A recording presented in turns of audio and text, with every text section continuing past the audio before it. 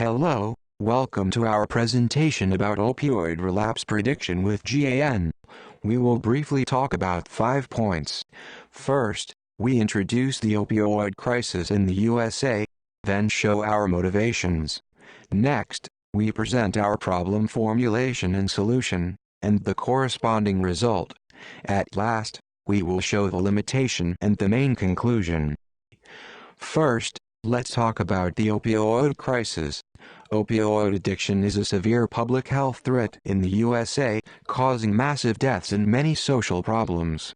Every day, more than 115 Americans die after overdosing on opioids. Other consequences include a rise in the number of infants born dependent on opioids, as well as the spread of infectious diseases such as HIV and hepatitis C. The second point is about our motivation. If an accurate relapse prediction is available, it can be combined with other medical supports to postpone or prevent relapse. Next, we formulate the relapse prediction as a classification problem and customize the GAN model to solve it. The GAN model takes in sentiment images and output labels for images. Since the GAN model consists of a generator and a discriminator, the well-trained discriminator will be used as the relapse classifier. At the same time, the generator will learn features that may contribute to the relapse. We fixed a time window to predict who is likely to relapse in the next week. The relapse prediction model is a combination of GAN and a standard neural network classifier. For a standard classifier that classifies a data point X into one of k possible classes, it takes an X as input and outputs a k-dimensional vector of logits. Similarly, a GAN classifier is built with standard neural classifier by simply adding samples from the GAN generator to the dataset. The samples are then labeled with a new, generated class k+1, and correspondingly increasing the dimension of the output of the classifier from k to k+1. Once the generative adversarial net model has been trained, we obtain a model that can be used either to predict relapse or to generate sample data. On the one hand, the discriminator has now learned the data distribution of the relapsing population and can thus be used to predict relapses.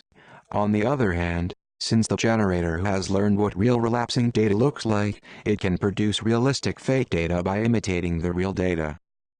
Fourth, we did a series of analyses, such as text analysis and network analysis, to explore data collected from reddit.com and extracted features for relapse prediction. The text analysis shows what Redditors talk about in group discussion, and the network analysis shows the interactions between Redditors. We extract features for each Redditor and construct the corresponding sentiment image. The features we used for each Redditor consist of 2 parts, including features extracted from their text, and the feature extracted from social network influence. The sentiment image is then fed into the GAN model for relapse prediction. The experimental results show that the new GAN's model consistently outperforms traditional prediction techniques. Besides, the sentiment images generated by the generator show that the emotion joy and emotion negative are connected to relapse. The experimental results show that the proposed GAN model outperforms several traditional methods in different scenarios. To sum up, we present a new application where generative adversarial nets are utilized to predict whether a recovering opioid addict will relapse or not within the next week. This paper is one of the first attempts to predict opioid addict relapses using social media data from reddit.com. By combining social media data with generative adversarial networks, our model makes predictions based on addicts' previous records and current status. Our experimental results demonstrate that the new GAN's model consistently outperforms traditional prediction techniques and could thus be incorporated into a strategy for supporting practitioners working on opioid relapse prevention and addiction treatment.